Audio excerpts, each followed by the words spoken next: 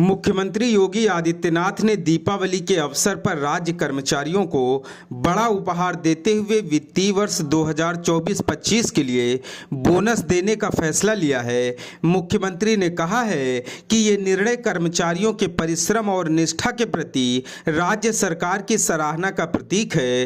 प्रदेश की प्रगति में सरकारी कर्मचारियों की भूमिका अत्यंत महत्वपूर्ण है और सरकार हर स्तर पर उनके कल्याण के लिए प्रतिबद्ध है।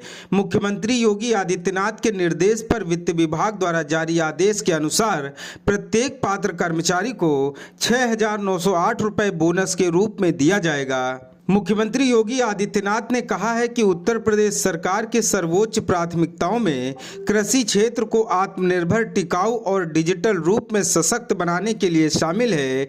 मुख्यमंत्री योगी आदित्यनाथ ने निर्देश दिए हैं कि राज्य में डिजिटल एग्रीकल्चर इकोसिस्टम के निर्माण की प्रक्रिया को और तेजी से बढ़ाया जाएगा, जिससे कि फसल, मौसम, बीज, सिंचाई, उर्वरक, बीमा, बाजार, लॉजिस्टिक और संस्थागत सेवाओं से संबंधित सभी सूचना एकीकृत प्लेटफॉर्म यानी कि एक ही जगह पर रियल टाइम पर एक समय पर उपलब्ध हो सकेंगी। मुख्यमंत्री योगी आदित्यनाथ ने कहा कि इसके लिए प्रदेश में डिजिटल नीति तैयार की जा रही है, जो राष्ट्रीय तकनीकी मानकों पर आधारित हो और सुरक्षित साइबर अवसंरचना तथा नवाचार आधारित अनुसंधान को प्रोत्साहित कर सके। मुख्यमंत्री योगी आदित्यनाथ ने ग्राम पंचायतों को आर्थिक रूप से आत्मनिर्भर बनाने के उद्देश्यों से नवाचारों को प्रोत्साहित करने पर जोर दिया है। मंगलवार को पंचायती राज विभाग की समीक्षा बैठक में मुख्यमंत्री ने कहा कि पंचायतें केवल प्रशासनिक इकाइयां नहीं बल्कि ग्रामीण विकास की आत्मा भी हैं।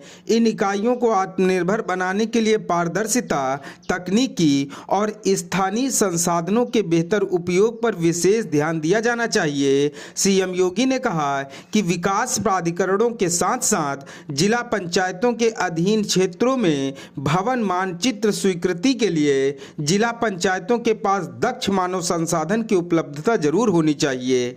योगी सरकार दीपावली पर प्रदेश की माताओं और बहनों के चेहरों पर मुस्कान लाने जा रही है।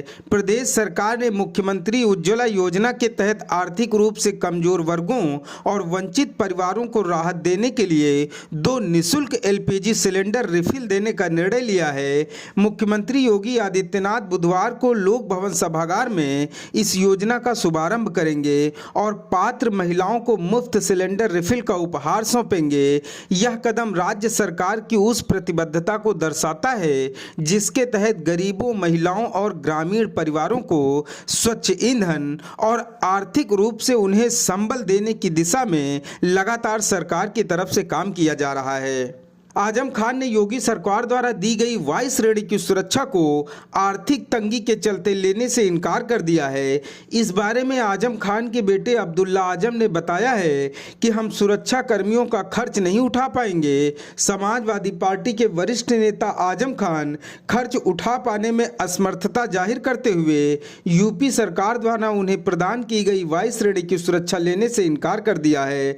आजम खान पिछले 23 महीने जेल में रहने के बाद जमानत पर रिहा हुए हैं और गिरफ्तारी से पहले वायु श्रेणी की सुरक्षा फिर से आजम खान की बहाल कर दी गई थी।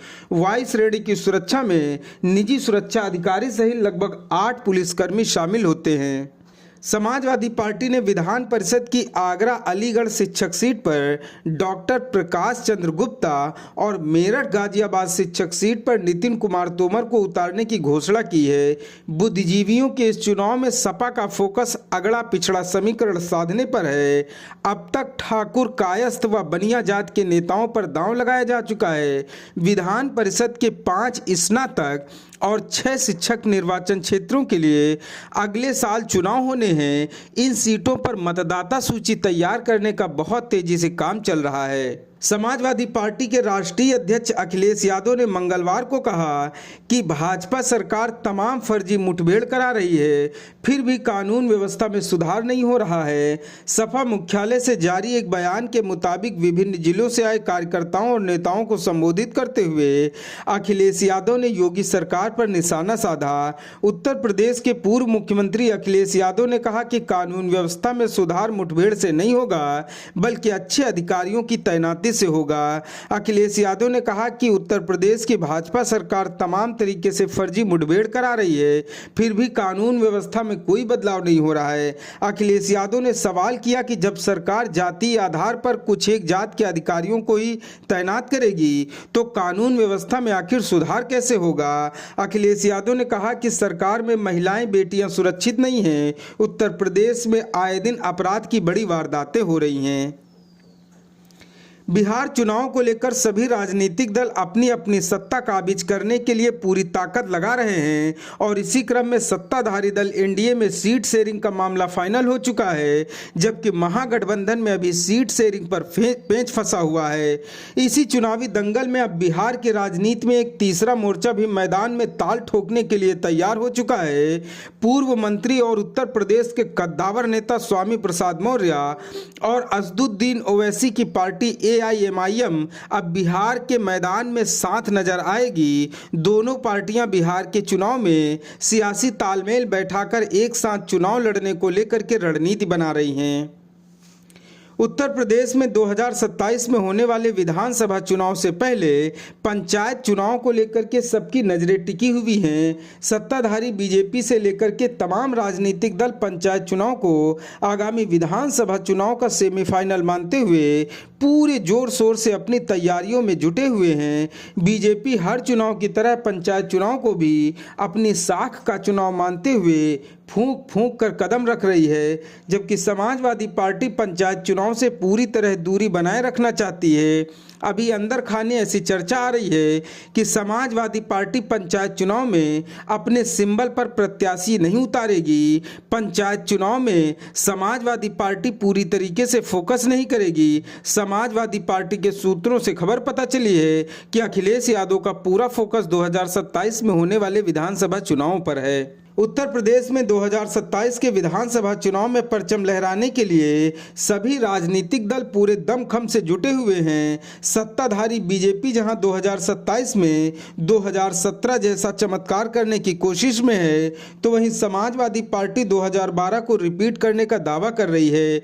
वहीं इन सब के बीच में बसपा सुप्रीमो और पूर्व मुख्यमंत्री मायावती ने करीब 20 साल बाद एक बार फिर से 2007 वाला 2027 में रिश्वत दोहराने का प्लान बना रही हैं। इस आंकड़े को छूने के लिए मायावती बंद कमरों में रणनीतियां तैयार कर रही हैं और उम्मीदवारों का चयन भी किया जा रहा है। उत्तर प्रदेश में किस तरीके से 2007 की तरीके बसपा 2027 में परचम लहराए, इसको लेकर के जातीय समीकरणों पर मायावती मंथन कर रही हैं।